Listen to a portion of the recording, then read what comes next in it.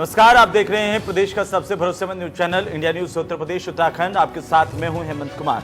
शाम के 4 बज चुके हैं और आप देख रहे हैं 4 का चक्रव्यूह। आज उन बड़े मुद्दों को ग्राउंड जीरो की रिपोर्ट के साथ हम आप तक पहुंचाएंगे जिनका सीधा सरोकार आप लोगों से है। आगरा में बेखौफ खनन माफियाओं ने सिपाही की हत्या कर दी। इस खबर पर ज्यादा जानकारी के लिए हमारे साथ जुड़ेंगे संवाददाता संजय सिंह। वहीं ग्रेटर नोएडा में बदमाशों ने दरोगा पर धारदार हथियारों से हमला कर दरोगा को अस्पताल में भर्ती करवाया गया है। दरोगा को घायल कर दिया। बदमाशों को गिरफ्तार किया गया है। घटना आखिरकार कैसे घटी, इस खबर पर ज्यादा जानकारी देंगे हमारे संवाददाता रजत कुमार।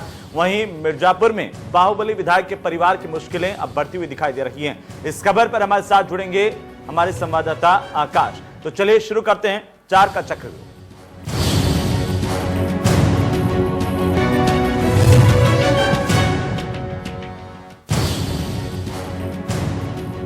तो आज की पहली बड़ी खबर, उत्तर प्रदेश में खनन माफिया बेखौफ हैं। आगरा में आज खनन माफिया ने सिपाही की हत्या कर दी।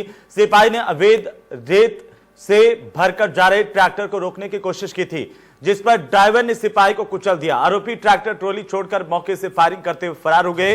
ये पूरा मामला सैया थाना इलाके के अय्या चौराहे का है। पुलिस आरोपियों की तलाश कर रही है, लेकिन अब तक हत्यारे गिरफ्तार नहीं हुए हैं। आगरा में खनन माफिया के हौसले किस तरह से बुलंद हैं, ये तस्वीरें बखूबी बताती है, खबर बखूबी बताती है कि कैसे खनन माफिया ने एक सिपाही पर ट्रैक्टर चढ़ा करके उसे कुचल दिया, मौत के घाट उतार दिया। इतना ही नहीं, फायरिंग करते हुए मौके से फरार भी हत्यारे हो गए। पुलिस अब तक हाथ पर हाथ धरी बैठी हुई है और हत्यारे पुलिस के चुंगल से अभी तक बाहर हैं। हालांकि पुलिस का दावा है कि जल्द ही हत्यारे पुलिस की गिरफ्त में होंगे, कार्रवाई होगी। लेकिन आप देखिए कि किस तरह से एक सिपाही की हत्या कर दी जाती है, ट्रैक्टर से कुचलकर उसे मौत के घाट उतार दिया जाता है। बदमाशों के ये हौसले किस तरह से बढ़ते हुए दिखाई दे रहे हैं। आखिर ऐसा क्यों है कि बदमाश बेलगाम हैं, पुलिस जो है वो उनके आगे मजबूर से दिखाई देती है। क्यों नहीं इस तरह के अपराधियों के खिलाफ कड़ी से कड़ी कार्रवाई होती है। एक मैसेज जाए कि जो खनन के माफिया हैं उनके खिलाफ भी कार्रवाई होगी, उनको भी बख्शा नहीं जाएगा।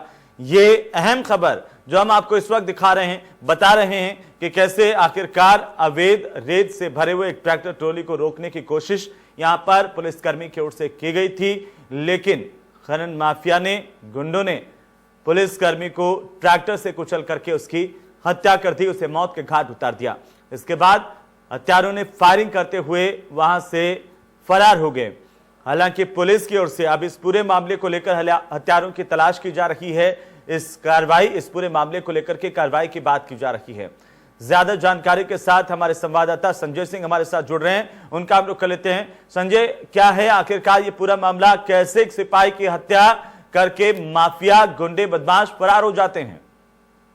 पूरा मामला जिस प्रकार से जो अवैध खनन चल रहा है आगरा में, उसको लेकर जो सिपाहियों ने उसका विरोध किया, उसको रोकने का प्रयास किया, तो एक सिपाही को वहाँ जो ट्रैक्टर था उस ट्रैक्टर से कुचल दिया गया और उसकी हत्या कर दी गई। सुबह सवेरे का मामला, लगभग 3 बजे सूचना मिली सिपाहियों को कि अवैध खनन हो रहा है। उसको रोकने गए, उसका जब पीछा किया तो आगे जाकर ट्रैक्टर जा रहा था तो उसको रोकने का प्रयास किया तो सिपाही के ऊपर ही ट्रैक्टर चढ़ा दिया गया। कहीं ना कहीं जिस प्रकार से जो अवैध खनन माफिया है उनके हौसले इतने बुलंद है कि लगातार इस प्रकार की घटना को अंजाम दे रहे हैं। पहली ये घटना नहीं है कि जब उन्होंने कोई हमला किया हो या अगेंस्ट में कुछ चीजें की हो, उससे पहले भी फायरिंग कर चुके हैं। खनन अधिकारी रहे हों, सिपाही रहे हों या फिर और अधिकारी रहे हों, उनपे फायरिंग करते हुए फरार हुए हैं ये खनन माफिया।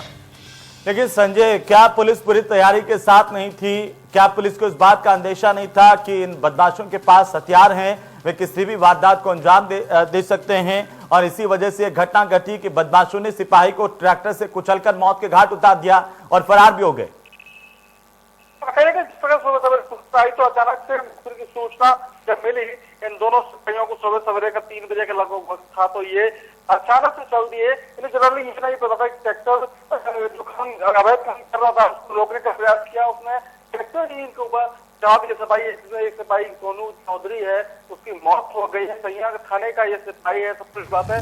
लेकिन एक बड़ा फर्क ये होता है कि जिस प्रकार से खनन माफिया बेखौफ हो गए हैं, जो जिन्हें पुलिस का भी खौफ नहीं है, वो लगातार खनन कर रहे हैं और रोकने पर इस प्रकार की घटनाओं को अंजाम देते हैं। तो कैसे इस पर अंकुश लगेगा, तो कैसे इनको रोका जाएगा? लेकिन संजय, अब तक पुलिस क्या कर रही है, क्या कुछ कहना है पुलिस का? आखिरकार हत्यारे कब गिरफ्तार होंगे? आगरा पुलिस से बात हुई, पूरे मामले को लेकर टीम टीमें बना दी गई हैं। लगातार जिन लोगों के नाम सामने आ रहे हैं खनन माफियाओं के, उनके लिए कई टीमें बनाकर सर्विस दी जा रही है। उनकी गिरफ्तारी का लगातार प्रयास किया जा रहा है कि वो जो बदमाश है, जो खनन माफिया है, वो जल्द से जल्द गिरफ्तार हो सके। तो उसके लिए कई टीमें बना दी गई हैं। क्या इनकी पहचान अब तक हो पाई है कि हत्यारे कौन थे? अब पूरी तरह से कई बिंदुओं पर पुलिस जांच पर जुटी हुई है। जो सिपाही के बात हो रही है, कहने के ट्रैक्टर का नंबर भी ट्रेस करने की कोशिश की जा रही है, सारी चीजें तय करने की जा रही है। लेकिन कई टीमें इसमें बराबरी की, लोकल इंटेलिजेंस भी लगाई गई। लोकल जो बिहार क्षेत्र का ये पूरा मामला है, वहाँ पूरी तस्दीक की जा रही है कि कौन थे, ये खनन कौन थे लगातार जो खनन कर रहे हैं और इस पर घटना को अंजाम देकर फरार हो गए। उनकी गिरफ्तारी के लगातार पुलिस प्रयास कर रही है। नहीं संजय, पहली घटना नहीं है जब इस तरह से खनन माफिया ने गुंडागर्दी दिखाई है, हत्या की वारदात को अंजाम दिया है और इस तरह से बेखौफ होकर के वारदात को अंजाम देकर के फरार हो गए। उसके बावजूद भी आखिरकार कोई कड़ी कार्रवाई यहाँ पर इन बदमाशों के खिलाफ देखने को क्यों नहीं मिल रही है? कहने की संयुक्त रूप से कार्रवाई होनी चाहिए, प्रशासन की टीम इसमें होनी चाहिए, जो खनन अधिकारी है वो इसमें होने चाहिए, पुलिस विभाग के अधिकारी इसमें होने चाहिए। तो संयुक्त रूप से एक विस्तृत टीम बनाकर इसकी इस पर कार्रवाई होनी चाहिए और कार्रवाई नहीं, कड़ी कार्रवाई होनी चाहिए। उसके बाद ही कहीं ना कहीं मामलों पर लगाम लगती नजर आएगी, लेकिन ऐसा होता नहीं है। तो कार्रवाई करने के बाद फिर इन्हें छोड़ दिया जाता है। तो कहीं ना कहीं इस पूरे जो मामला है, इस पूरे मामले को लेकर उसका जो मूल है, उस मूल में पैसा है। तो जो खनन है, खनन का जो काम लिया जाता है, वो कहीं ना कहीं एक बड़ा पॉलिटिकल उसमें प्रेशर रहता है, उसके बाद दबाव रहता है, उसके बाद ये खनन लिया जाता है। और जो माफिया है वो अपने आप को निरंकुश समझने लगते हैं, उसके बाद से खनन का काम शुरू करते हैं। और कहीं ना कहीं जो लोकल थाना है उससे भी कुछ इन्वॉल्वमेंट रहता है, जो खनन किया जाता है। तो कहीं ना कहीं विस्तृत रूप से एक टीम बनानी चाहिए, इसमें प्रशासन की टीम इसमें रहे, पुलिस की टीम रहे और भी लोग इसमें रहे। तो संयुक्त रूप से टीम बनाकर एक कड़ी कार्रवाई की जानी चाहिए और एक सबक सिखाना चाहिए खनन माफियाओं को। संजय, इससे भी आगे बढ़कर अब तो सवाल इस बात को लेकर के है कि ना सिर्फ खनन माफिया के खिलाफ कार्रवाई हो, बल्कि पुलिस डिपार्टमेंट में जो प्रशासन में आला पदों पर जो लोग बैठे हैं, जिनके साथ खनन माफिया का गठजोड़ है और लगातार वे खनन माफिया को सतर्क करते रहते हैं, सूचनाएं देते रहते हैं, कार्रवाई नहीं होने देते, ऐसे लोगों के, ऐसे अधिकारियों के चेहरे भी बेनकाब होने चाहिए।